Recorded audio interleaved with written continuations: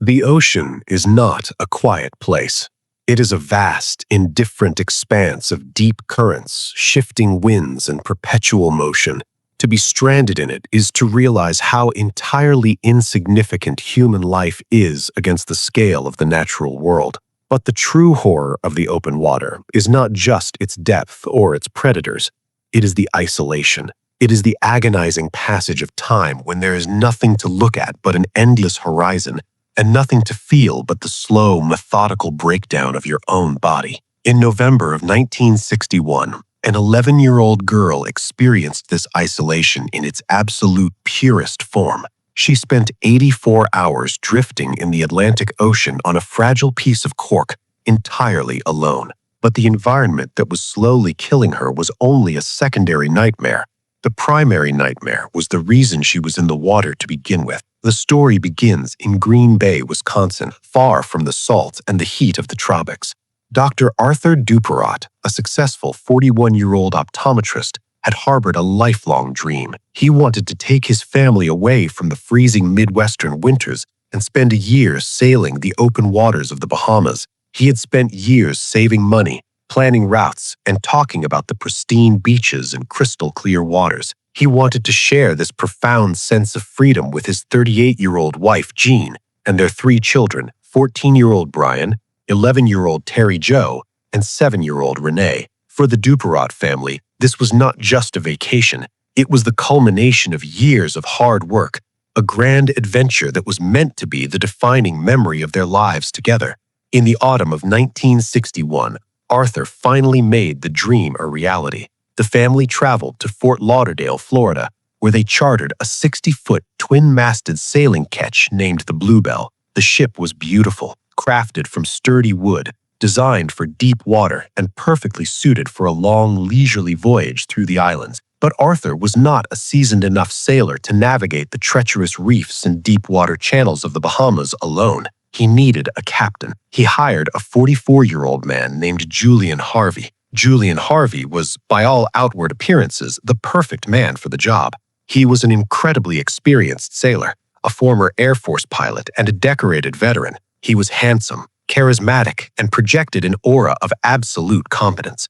Accompanying Harvey was his new wife, Mary Dean, a former flight attendant. They had been married for only a few months. To the Duperot family, the arrangement seemed ideal. They had a beautiful ship, an experienced captain, and the endless expanse of the Caribbean ahead of them. On November 8, 1961, the Bluebelle slipped its moorings in Fort Lauderdale and headed east into the deep blue water. For the first few days, the voyage was exactly what Arthur had dreamed it would be. The weather was flawless. The family spent their days navigating through the Abaco Islands, dropping anchor in shallow turquoise coves. They swam in the warm water, collected shells on deserted stretches of white sand, and ate dinners together on the deck under a canopy of stars. Photographs taken during these days show a family completely at peace. Terry Jo, a quiet and observant 11-year-old, spent her time watching the water, feeling the rhythm of the ship, and enjoying the simple, disconnected rhythm of life at sea. There was no indication of any tension. There was no warning that the idyllic surface of their vacation was hiding a deeply calculated, terrifying reality. What the Duperot family did not know, and what they could not have possibly researched at the time, was that Julian Harvey was a man shadowed by financial ruin and sudden, violent death. Behind his charming exterior, Harvey was drowning in debt. He had a history of surviving catastrophic accidents that miraculously resulted in massive insurance payouts. He had survived a car crash that killed his previous wife, walking away completely unharmed while the vehicle plunged off a bridge. He had owned yachts that mysteriously sank, allowing him to collect the insurance money. And just weeks before setting sail on the Bluebelle, Harvey had taken out a comprehensive life insurance policy on his new wife, Mary Dean. The policy included a double indemnity clause, meaning it paid out twice as much in the event of an accidental death. Harvey had not taken the charter job to ferry a family around the islands. He had taken it to find the perfect isolated location to execute a murder. On Sunday, November 12, the Bluebelle began its return journey toward Florida. They had spent the day at Sandy Point, a small settlement in the Bahamas. That evening, after a quiet dinner, the family retired to their cabins. The ship was sailing through the Northwest Providence Channel, a deep, dark stretch of water. Terry Jo went down to her small sleeping quarters below deck, tucked away in the belly of the ship. The gentle rocking of the waves lulled her to sleep. The night was pitch black. The only sounds, the wind in the rigging and the water rushing against the hull. Sometime in the middle of the night, Terry Jo woke up. It was not the movement of the ship that woke her, but a sound. It was a sharp, guttural scream, followed by the heavy, frantic thud of footsteps on the wooden deck above. Then she heard her 14-year-old brother Brian scream for help. The sound was not playful. It was the raw, primal sound of absolute terror. Terry Jo lay frozen in her bunk. The instinct of a child waking up to chaos in the dark is to remain perfectly still, hoping the nightmare will pass. She waited, her heart pounding against her ribs. Above her, the heavy footsteps continued, accompanied by loud, violent crashes. And then a suffocating silence fell over the ship. It was a silence deeper and far more terrifying than the noise that had preceded it. After several long minutes, the sheer anxiety of the unknown forced Terry Jo out of her bed. She crept out of her cabin and slowly made her way up the narrow wooden stairs toward the main deck. As her head cleared the hatch, her eyes adjusted to the dim moonlight. The first thing she noticed was the smell. It was thick, metallic, and overwhelming. She looked down at the deck and saw her mother and her brother lying motionless in a pool of dark liquid. Before her mind could fully process the horror of what she was seeing, Julian Harvey suddenly appeared from the shadows. He was frantic, drenched in sweat, his eyes wide and manic. He lunged toward her, grabbed her forcefully by the shoulders, and shoved her back down the stairs. He screamed at her to get back into her bed and stay there. Terrified, confused, and trembling, Terry Jo retreated to her small cabin. She crawled back into her bunk, pulling the thin blanket over her head, paralyzed by shock. Time lost its meaning in the dark. She lay there, listening to the muffled sounds of Harvey moving rapidly around the ship. She heard the heavy splash of things being thrown into the ocean. She heard the tearing of wood and the opening of valves. And then she heard a new sound. It was the steady, rushing sound of water pouring into the hull. The ship was sinking. Harvey, having murdered his wife and the entire Duperot family to eliminate witnesses, was scuttling the Bluebelle to hide the evidence. He had opened the seacocks, allowing the heavy ocean to flood the wooden belly of the ketch. The water began to rise in Terry Jo's cabin. It seeped over the floorboards, cold and dark, soaking into her mattress. The sheer instinct to survive finally broke through her paralysis. She waded through the rising water, the ship groaning and tilting sharply beneath her feet, and climbed back up the stairs to the main deck. The deck was empty of bodies. Harvey was standing near the edge of the ship, preparing to abandon it. The Bluebelle's dinghy and a small raft were already in the water.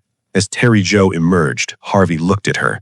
He seemed surprised she was still alive, perhaps assuming she would drown quietly below deck. He handed her the rope attached to the dinghy and told her to hold it. Then he turned away to gather something else. In that moment, whether out of pure shock, physical exhaustion, or a sudden lurch of the sinking ship, the rough rope slipped through Terry Jo's small hands. The dinghy drifted away into the darkness. When Harvey realized what had happened, he panicked. He dove into the water, swimming frantically after the dinghy, abandoning the 11-year-old girl on a ship that was rapidly pulling itself beneath the waves. Terry Jo was entirely alone. The deck was angled dangerously toward the water. The masts swayed as the ship lost its buoyancy. She remembered seeing a small cork float tied to the top of the main cabin. It was not a life raft. It was a simple rectangular float, roughly 2 feet wide and 5 feet long, made of cork wrapped in canvas, designed only to keep a single person buoyant in an emergency. As the water washed over the deck, she managed to untie it. She clung to the rough canvas just as the Bluebelle took its final plunge, dragging the suction of the deep water down with it. Terry Jo floated in the pitch-black water. The ship was gone. Her family was gone. There was no light, no sound except the shifting water, and no land in sight. She climbed onto the small cork float, It was barely large enough to support her small frame. Her legs dangled off the edge into the dark water. She had no food. She had no water. She had no shelter from the elements. She was wearing only a thin white cotton blouse and pink corduroy slacks. The first night was an exercise in pure terror. The temperature dropped, and the cold water sapped the heat from her small body. She shivered violently, gripping the edges of the cork as small waves washed over her. Below her, the ocean was miles deep, a vast abyss teeming with unseen life. She pulled her legs up onto the small cork as best she could, terrified of what might be moving in the black water just beneath her feet. When the sun finally rose on Monday morning, the true nature of her ordeal began. The Atlantic sun is brutal. Without any shade, the heat beat down on her relentlessly. The salt water that had soaked her clothes dried into stiff, abrasive crystals that chafed her skin raw. By midday, the thirst began. It was a deep, agonizing thirst that made her throat feel like sandpaper. The ocean surrounding her was an endless expanse of water, mocking her. She knew, even at 11 years old, that drinking the salt water would kill her faster.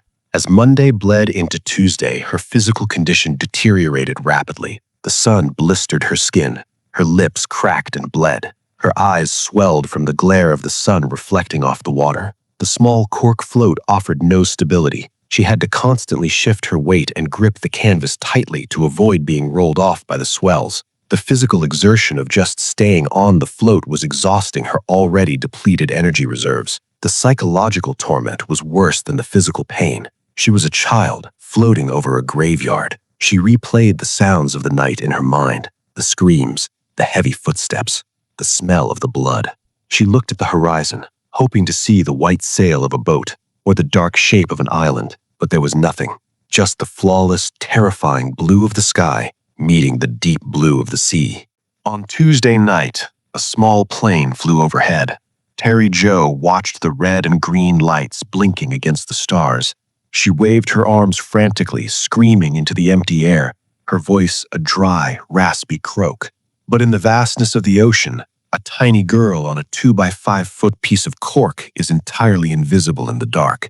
The plane continued on its trajectory, its engine noise fading into silence, leaving her alone once again. By Wednesday, the third day, the hallucinations began. The human brain, deprived of water, subjected to extreme heat and traumatized beyond comprehension, begins to fracture. Terry Jo stared at the water and saw islands that didn't exist. She saw trees growing out of the waves. She saw the shape of her father walking toward her across the surface of the ocean. She would reach out to him, only for the image to dissolve back into the rolling swells. Small fish began to gather beneath her float. They nibbled at her toes when they dangled in the water. She had to constantly pull her legs up, curling into a tight, agonizing ball on the rough canvas. The sun beat down, cooking her flesh.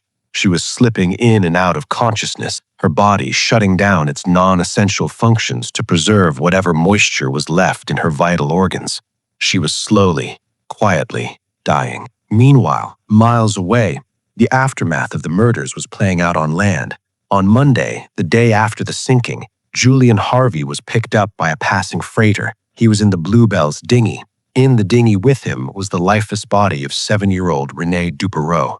When Harvey was brought ashore in Nassau, he presented a calm, tragic, and entirely fabricated story to the authorities. He claimed that a sudden, violent squall had hit the Bluebelle in the middle of the night. The fierce winds had snapped the masts, which tore through the deck and ruptured the ship's fuel lines. A fire had instantly broken out, separating him from his wife and the Dupereau family. He claimed he tried to save them, diving into the burning wreckage, but he could only manage to pull the youngest child, Renee, from the water, and she had tragically drowned before he could get her into the raft. Harvey's demeanor was that of a devastated survivor.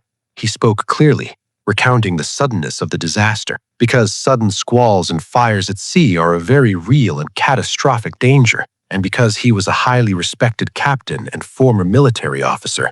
The Coast Guard initially had no reason to doubt his story. They initiated a standard inquiry, but there was no immediate suspicion of foul play. Harvey had executed what he believed to be the perfect crime. The ocean had swallowed the evidence, and the only witnesses were dead at the bottom of the sea. But Harvey had made one fatal miscalculation. He had underestimated the sheer endurance of an 11-year-old girl. By Thursday morning, Terry Jo had been on the cork float for 84 hours. She was severely sunburned, dangerously dehydrated, and barely conscious. Her body was giving out.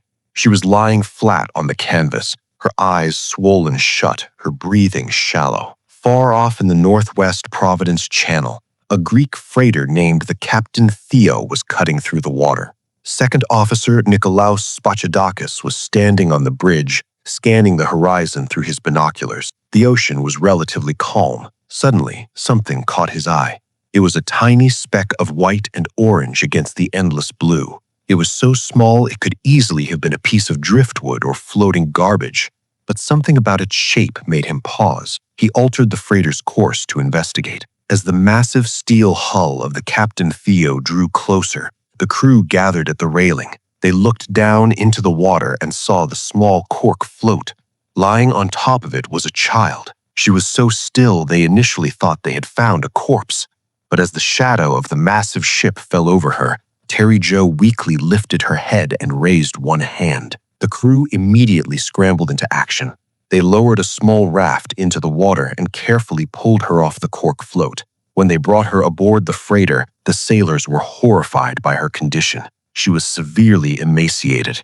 Her skin was burned to a crisp. Her lips were completely parched and her eyes were vacant. She was too weak to speak. They gave her sips of water and radioed the United States Coast Guard immediately. An emergency rescue helicopter was dispatched, and Terry Jo was airlifted to a hospital in Miami. Back in Miami, Harvey was sitting in a formal Coast Guard hearing room. He was calmly reiterating his story of the sudden squall, the snapped mast, and the tragic fire. He was answering questions with the steady, measured tone of a professional mariner. During the hearing, a Coast Guard officer entered the room and handed a piece of paper to the lead investigator. The investigator read the note, his expression shifting. He looked up at Harvey and stated that they had just received a radio transmission.